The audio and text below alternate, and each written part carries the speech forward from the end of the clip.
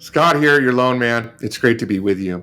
I wanted to give you my thoughts on the current state of the U.S. economy, also more directly the interest rate environment and the real estate economy, and how things I think will unfold over the next 6 months or so. And the reason I was motivated to do this is that I've had the opportunity to absorb the Q4 2023 financial data, and the U.S. economy grew at a rate of over 3%, which was quite frankly better than most people expected.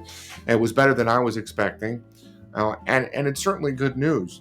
But the next question you have to ask yourself is, where is the growth coming from and what can we learn from it? And the reality is that the majority of the growth was coming from debt and deficit spending. At least in my opinion, that's what the numbers show.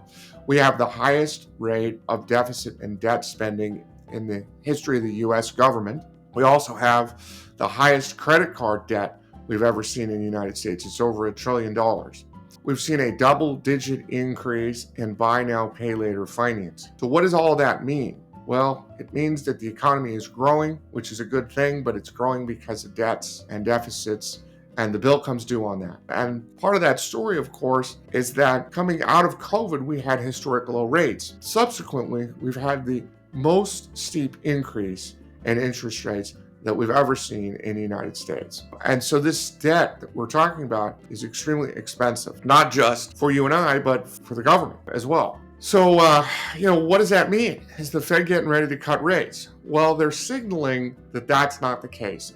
If you read the most recent Fed meeting minutes, what you'll see is that they're continuing to signal that they're not in any hurry whatsoever to cut rates. However, to be blunt, I don't really buy it. I think that the Fed will cut rates, and I think it's going to happen relatively soon. We are in an election year, and there's immense political pressure on the Federal Reserve to cut rates in an election year. The party in power is going to work very hard to stay in power. That's normal. And I think we're going to see rates come down. We'll see 2 rate cuts between now and the election is my expectation. One will be in the spring, in April or May, and another one on the eve of the election. So what does that mean for those of us in the real estate business or thinking about buying a home, what have you? Well, of course, I think that depends largely on your goals. And you have to be mindful that real estate is a local phenomenon, meaning the way that the market is behaving in New York is different than the way that it does in Miami. Real estate can also be very seasonal, and the seasons are different depending on where you live. For example, in South Florida, the season is in the wintertime.